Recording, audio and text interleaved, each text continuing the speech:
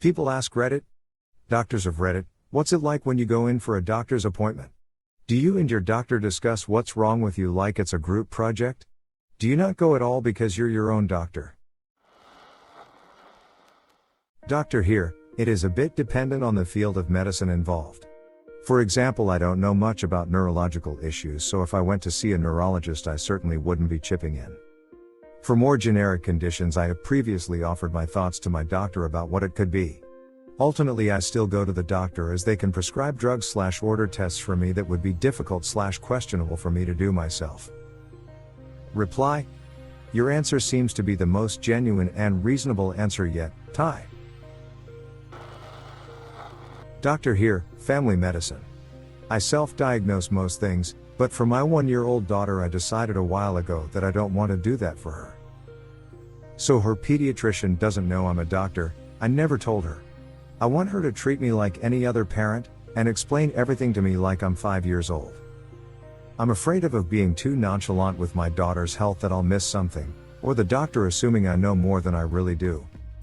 It's actually a strategy I've adopted since on myself. If I go to a doctor, say a gynecologist, for a routine checkup, I sometimes just don't say what I do so I can legitimately ask dumb questions about things that I should really know, or so that the other doctor won't leave out important info that they assume I know for fear of insulting me. On the other hand, my regular doctors do know, such as the gynecologist who saw me through my pregnancies, and that enables more complex and nuanced discussions about health decisions.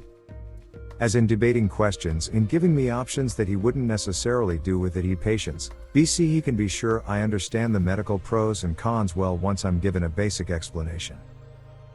Reply: I wish I could do that with my kids. I am not a doctor at all, I am a sonographer and do ultrasounds.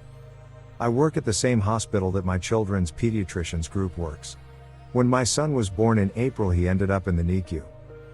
The fact that I knew everyone up there from scanning in the department was comforting. I know they are good people and practice well.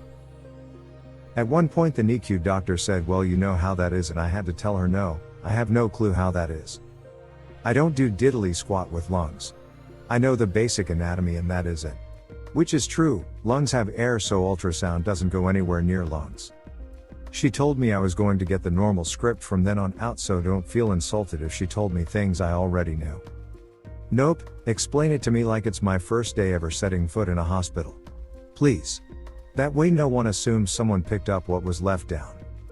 If anyone wanted to better understand what a high context and a low context culture is and how they impact communication, these are excellent examples. Doctor here, neurologist. I'm not good at going to the doctor. I don't go often, but when I do I usually just STFU. Especially if it's a field of medicine I have no idea about, like say, derm. That being said, the doctor usually knows I'm a physician as well, and so the language terms to be more technical. I also find that we practice less defensively with each other since we can be more open. We could do ABC tests, but honestly what you probably have is X, so take this, and if it doesn't get better then we can do ABC. Reply: real question is, do you understand the prescription the other doctor writes? Took me a minute to realize this is a handwriting joke. I was sat in a consultation between two doctors with one needing an ultrasound. They knew each other through work already, so it was very friendly and casual between the both of them.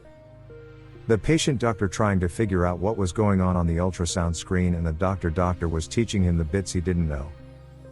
Reply: the on messed with my brain when I got to doctor. Edit: as other users have pointed out, the intro also features an N. So many double words it's cray cray. Doctor, give me the news, I got a bad case of lovin' you.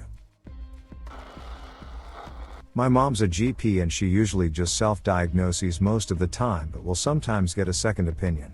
She doesn't really go to another doctor, just calls them to ask about stuff. Her contacts are filled with all kinds of doctors. It's like a secret underground community.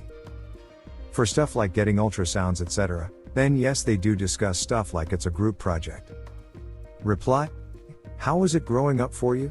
Did she get over every little ache and pain, or were you just told to walk it off because she's seen so much worse? Asking because I know experiences from both sides. My grandparents were both physicians and lived with us while I was growing up.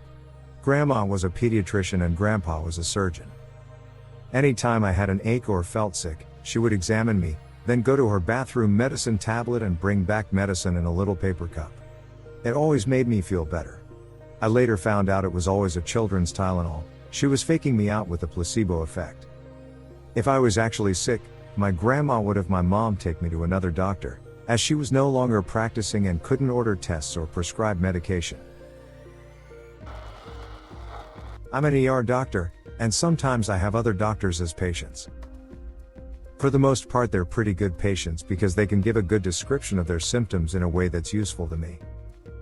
They usually ask good questions and are well equipped to have an informed discussion about their diagnosis and treatment. Sometimes it's hard for me to dial back my patient talk where I simplify medical terms for laypeople. Sometimes it's challenging if their area of expertise is totally unrelated to the issue at hand and they don't recognize their limited understanding.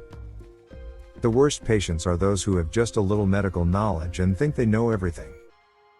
Some version of, my aunt is a nurse, and she said I need a whole body MRI for this runny nose. As far as self-diagnosing, I usually deal with my own minor medical issues. If I notice signs of something more serious, I would go to someone else. Reply: as a veterinarian, many of my worst clients are nurses and doctors. Lots of questionable home diagnoses and treatments. Yeah, people and animals are pretty close, but we're not the same and medicines don't work 100% the same. I agree about having difficulty dialing back the patient talk though. These are folks that can understand medical terms, and I don't want to be demeaning, but I've got my dumbed down spiel about things and it just flows out. To be fair, I recognize that I'm probably annoying to my doctor too. Although when I went in for surgery last year I had a great time chatting with the anesthesia nurses about protocols until they drugged me. Oh really? I usually let a new vet go on in patient talk for a couple minutes and eventually interject to let them know I'm a pathologist, and usually they relax into shop talk.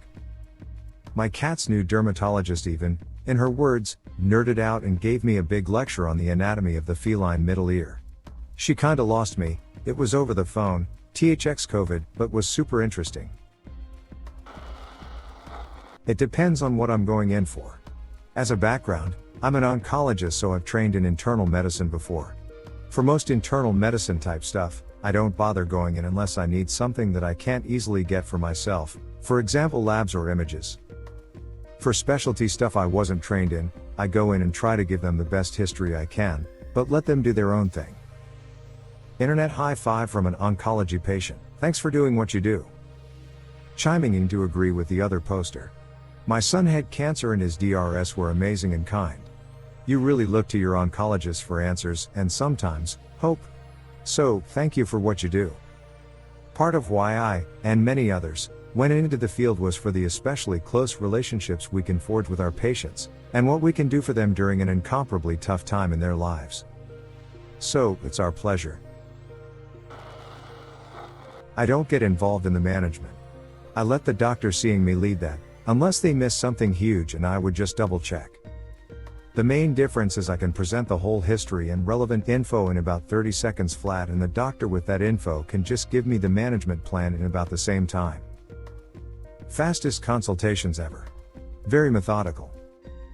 Oh man, I'd like to be able to do that. I have a pretty extensive medical history, and with new MDs I go in with a type up, but I'd love to have an elevator pitch down. I think it takes me about 2 to 3 minutes currently.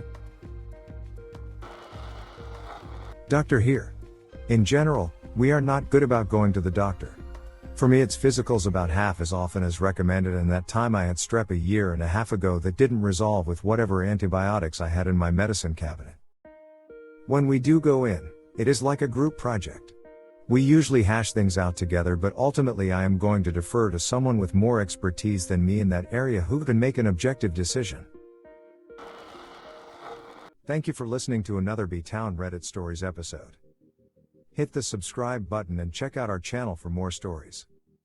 Let us know your opinion about this topic in the comments.